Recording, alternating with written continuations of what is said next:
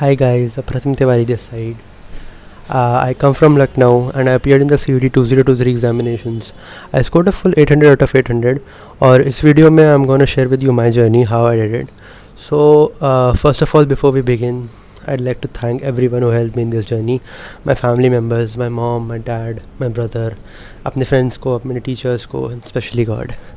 So मैंने 12th अपना 2022 में करा था. I score 97.4% in class 12th. तो वो टाइम पे I was really happy. I didn't really do anything extraordinary. I just studied, stayed consistent. And then उसके बाद क्योंकि I was also professionally pursuing cricket, तो मैंने एक साल का ड्रॉप लिया. तो क्योंकि सब major tournaments were coming up, तो उसके बाद फिर 2023 में जैन में आई थॉट कि I have to give CUET. तो I started preparing for CUET 2023 in January. तो शुरू से ही I had made up my mind कि I have to get into some like decent college में जाना है, एंड उस हिसाब से आई वाज स्टडिंग.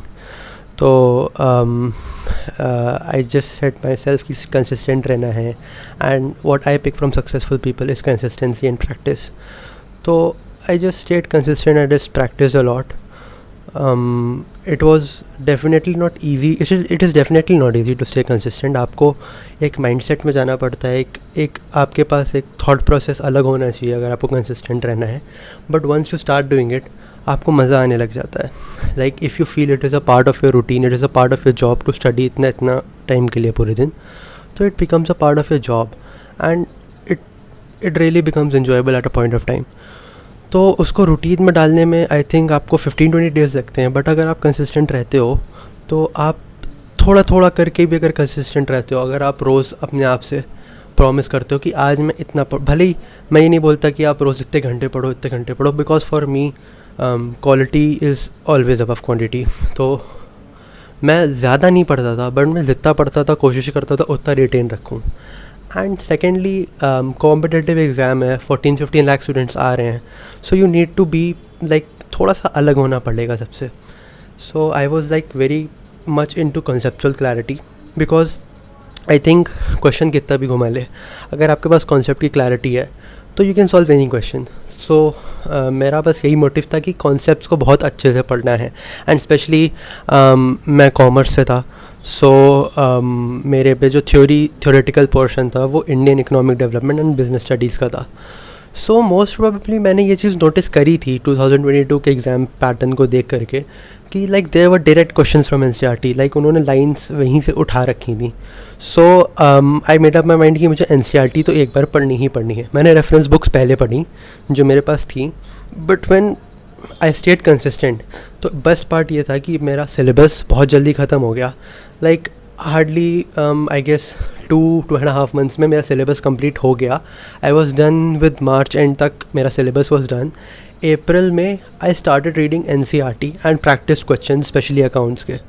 तो I went with reading NCERT and मेरी कॉन्सेप्ट्स की क्लैरिटी और बढ़ी, specially in theoretical subjects. And मैंने डिफरेंट टाइप से क्वेश्चंस प्रैक्टिस करे अकाउंट्स में, because if you don't know how to solve practical questions of accounts, तो उसमें मैंने देखा है स्टूडेंट्स को प्रॉब्लम होती है अकाउंटेंसी में.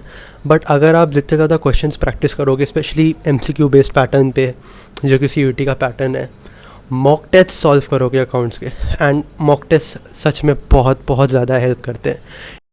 सो if you buy pretty decent mock test series, तो आपको ना आइडिया लग जाएगा कि कैसे टाइप के क्वेश्चंस आ रहे हैं and how you want to prepare. And आपको ये भी पता चल जाएगा कि आप कहाँ स्टैंड करते हो. तो इट्स नॉट लाइक कि आप सिलेबस कर लो एंड देन मॉक टेस्ट.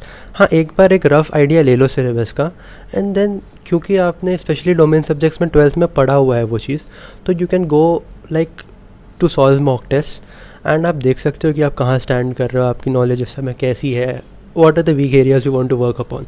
तो मैंने स्पेशली लास्ट के 15-20 डेज़ में यही करा. I solve a lot of mock test, and ऐसे mock test which help me locate my weak areas and specially which content previous year questions. तो एक idea भी लग गया और ये भी पता चल गया कि मैं कहाँ वीक हूँ. तो अकाउंट्स में तो मैंने यही करा. Like I was all at it. I was solving a lot of questions in accounts. एक बार कॉन्सेप्चुअल क्लैरिटी करने के बाद I had that TS Grewal book, and I made handwritten notes, and कुछ नोट्स थे भी मेरे पास, तो मैंने उनको भी गो थ्रू करा. तो I went through them, had like a conceptual clarity, and then accounts में तो I just did those practical problems. But coming back to BST and Indian economics especially, if you're reading NCERT and you need to highlight it, read it line by line, अगर आप पढ़ रहे हो तो वो काफ़ी है आपके लिए. Like you don't need to go too hard at things. उसके बाद NCERT पढ़ने के बाद उसके भी आप क्वेश्चंस कर सकते हो लास्ट के डेज में. So that was my strategy. Accounts में as many questions as possible मैंने करे. फिर उसके बाद NCERT पढ़ी इको में और BST में.